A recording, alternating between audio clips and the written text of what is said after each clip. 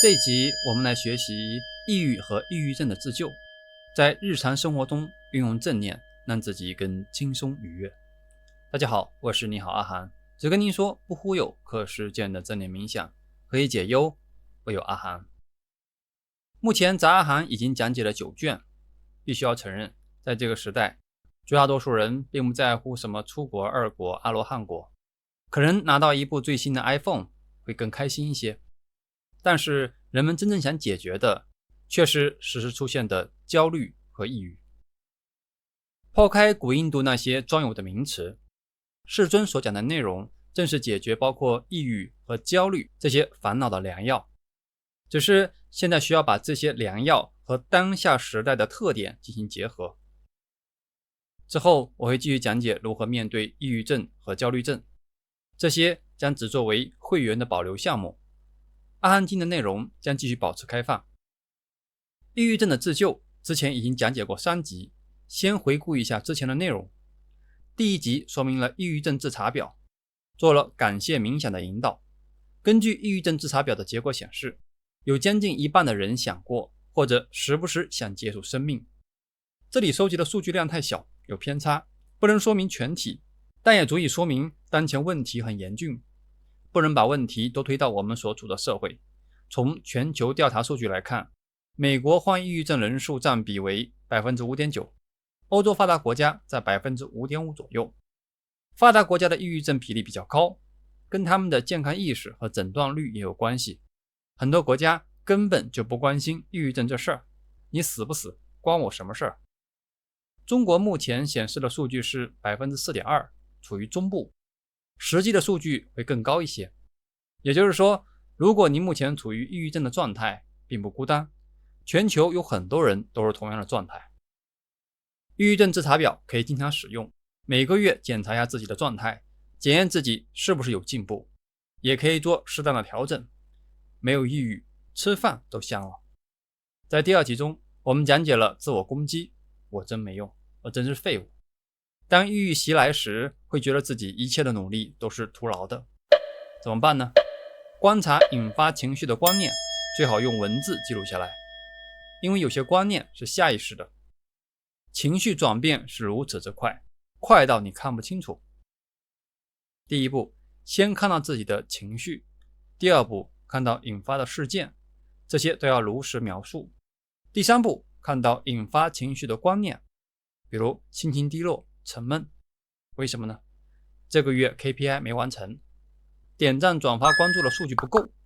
引发情绪的观念就是我真是太差劲了，我真没用。我真没用这个观念一旦产生，就像一个种子，如果不断浇水施肥，这样的自我攻击就会反复出现。来自外部的批评攻击还容易处理，来自自我的攻击会让我们无处可逃。时间一长，心情会越来越沉闷，越来越抑郁，越来越形单影只。这时要认真检验，我真没用这个观念是不是对的。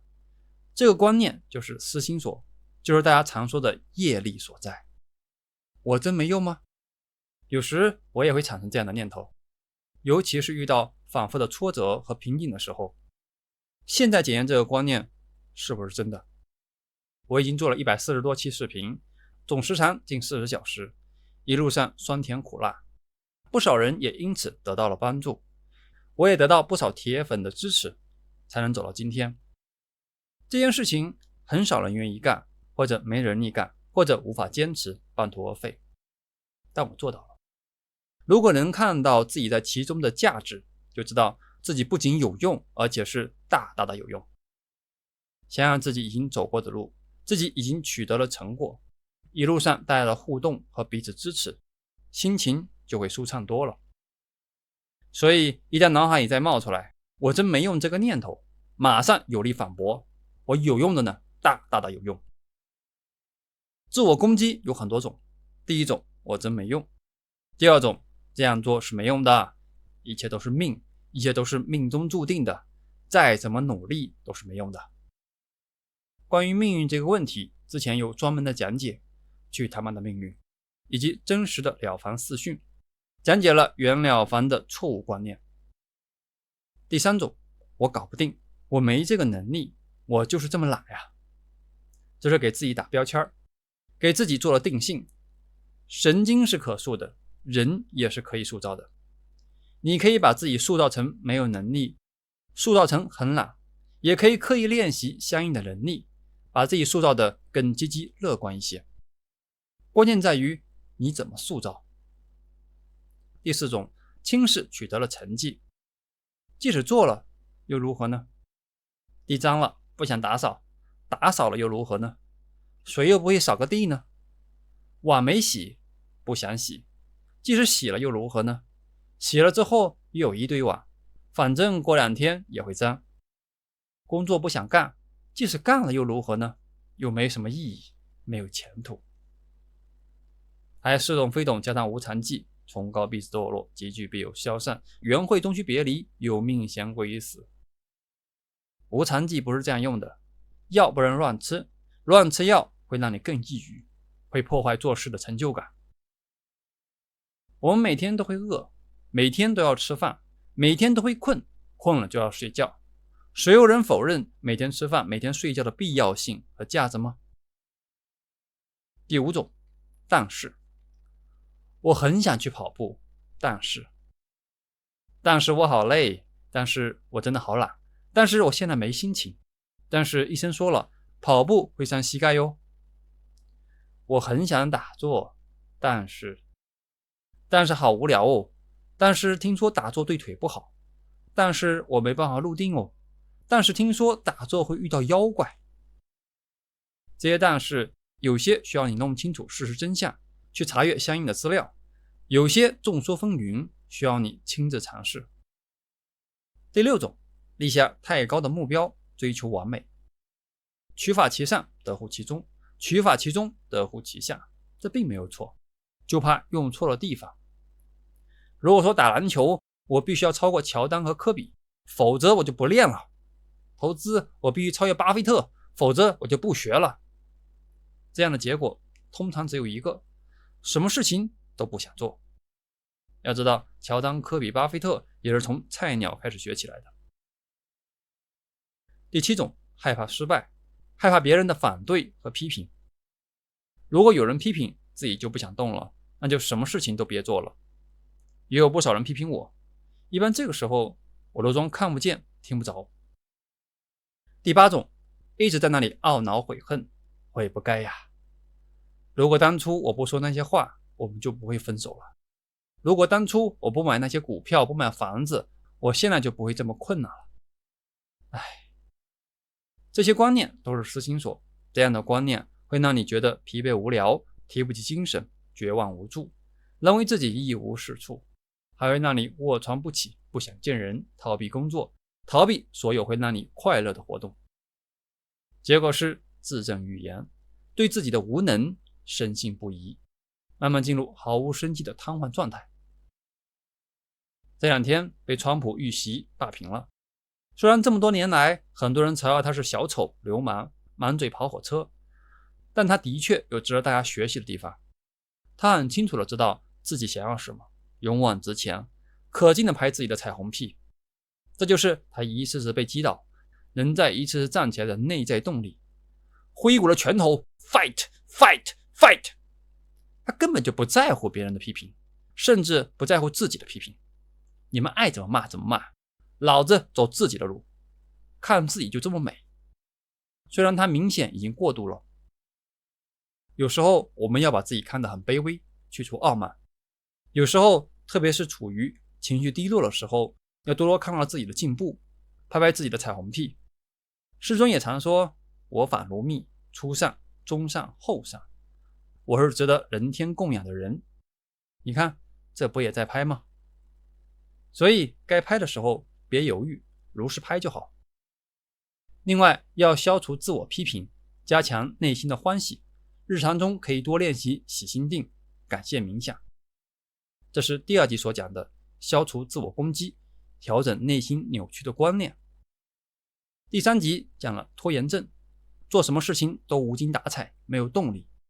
即使你天天学习阿含，也不一定保证你完全不起烦恼，完全不焦虑。有人学着学着反而把自己放到保险箱中。别人欠了钱不敢去催讨，无理的要求不敢拒绝，一切都虚无，无所谓啦，不分别啦，都是空啦。如果你是土豪，你随意，你以为这又叫所作皆办不受后有吗？这是不作为的榆木疙瘩。你以为这样就能避免陷入焦虑，但从长远看，这些行为只能让你更焦虑，更加抑郁。要解决拖延症，防止陷入虚无，方法就是欲能念。欲是善法欲，你要发现自己的目标，提升改善自己。这个目标完全因人而异，目标不需要很大，但要对你很重要。师尊也给大家树立了目标，出国、2国、3国、4国。你有了明确的目标，就会努力的一次次突破自己的舒适圈，为这个目标承受一定的焦虑感。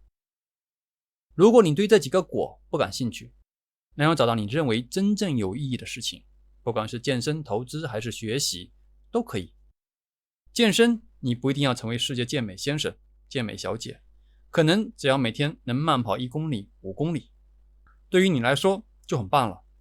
投资，你不一定要成为巴菲特，只要达到你觉得舒服的数目就很好了。每个人都有自己的舒适圈，当迈出舒适圈时，多多少少会出现焦虑。但如果你一直不迈出舒适圈，你会发现你在虚度生命。迈出舒适圈，并不是为了迈出而迈出，也不一定是为了刺激而迈出，而是看清楚这样做的意义。比如翻滚过山车，我只做了1次就够了，不想玩第2次。但不妨碍有人反复在那里翻滚，乐在其中。同样，很多人梦想着探索火星、月球或者周游世界。小时候我也有类似的梦想，但现在我会为他们鼓掌。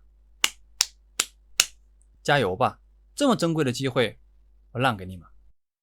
不管如何，要有自己的目标。如果对于自己特别想做的事，一定要面对的事只是不断拖延，或者只是不断收集信息却不采取行动，害怕失败，担心别人对你的看法，这都是逃避焦虑的方式，后果只能越来越糟。在引导自己的时候，要注意避免逼迫、强迫，而是看清楚这样做的利益，不这样做的过患。很多时候，我们明明知道应该这样做，但我就不想做。特别当身边有亲友老是这样叨叨，你应该这样，你必须那样，有人很反感这种叨叨，叨叨就变成了一种命令，一种强迫，也变成了一种反抗。电话就是不想打，事情就是不想办。在清晰分析了利益和过患之后，不用管别人叨叨什么，把他们叨叨都扔在一边，提醒自己，这是我自己的决定，是我自己要这样做的，我能做主。就像世尊所教的白骨观、不净观、无常观、慈心冥想，都是通过看到利益和过患来自我引导。善法欲这样引导可以加强，而恶法欲这样引导就能减弱，原理都是一样的。有时候我们还会因为恐惧而逃避拖延，这时候可以观想未来的情境，比如你特别担心做述职报告或大动演讲，紧张的说都不会话了，更害怕听众提问时自己出丑，一想就紧张，所以一直不想准备。如果一再制造紧张的情境，就很容易自证预言。怎么办呢？进行视觉化联想，在临睡前或者在冥想时，联想自己述职成功的画面，看到自己从容自信的上台，大大方方的讲解，所有的提问都能对答如流，还不失幽默。如果有空，就把这样的画面不断重复，再增加一些有意思的细节，这样就在改善原有的欲，加深新的情境。同样，想健身、想戒烟，都可以用同样的方式，建立正面的联想，想象自己在公园里畅快奔跑，呼吸新鲜的空气。所以找到自己的目标，而且是你真正想追求的目标，这个很重要，这是欲。第二个能，就是把目标进行分解，分解到自己当下就能开始进行的地步，难度越低，你就越容易上手。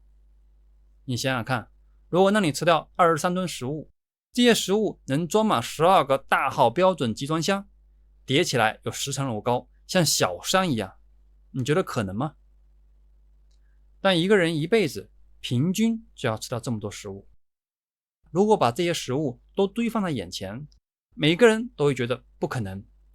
但如果用一辈子的时间分演到每天吃多少，这就是大家都能做到的事情。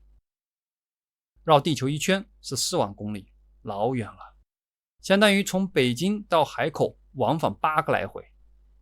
普通一个人一天能走多远呢？也就6、7千步，1万步。但一个普通人一辈子走的路程，能绕地球至少1圈，喜欢运动的人还能绕2、3圈。饭你不会不吃，路你不会不走，但积累起来就是这么惊人。所以要把目标进行分解，比如每天慢跑的时候，你不需要说加油努力，我今天要跑5公里。你要做的只是穿上运动鞋，系上鞋带，走出去。另外，我们每天做的事可以分成掌控型和被动型，像工作、写作、运动、冥想，这些都是掌控型，而刷视频、看电影这些是被动型。这2种类型难度不同，能产生的愉悦感也是不同的。当你精力充沛时，多做一些掌控型的事情，你能发现你的愉悦感提升的会很快。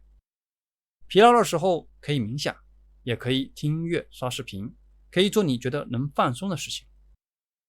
重要的是去做，而不是纠缠于那些哲理上、意义上的思辨。Just do it。 有时候虽然我们学习了一些知识，热情高涨，但一到现实中马上原形毕露，该怎么样还怎么样，这就需要刻意加强那个方面的正面鼓励。比如不喜欢看书，容易看不进去，那要先看一个句子，看看能不能说出大意。耶，做到了，鼓励自己，再看一整段，再概括出大意。只要从最简单开始练习，不断鼓励自己，就能慢慢建立起自信。这是第2个能。第3，念，意念，时时提醒自己保持正念。每天列出你的活动计划表，按照活动计划表让自己行动起来，而且要注意哪些活动能让自己得到更多的愉悦感，在之后可以多安排这方面的活动。如果出现上面的自我攻击，迅速认出这些观念，并且给予反击。运用这些工具，每天练习，很多人都走出了抑郁的阴影。好，今天我们就到这里，感恩老师，感恩作为阿罗汉，感恩大家花时间听法思维，愿各位每天都开开心心，轻松愉悦。欢迎大家关注公号你好阿涵，只跟你说不忽悠可实践的正念冥想，可以解忧，唯有阿涵。欢迎点赞转发关注充电，欢迎加入频道会员，把视频传播给更多的人，可以让您平安吉祥，一切顺利，谢谢。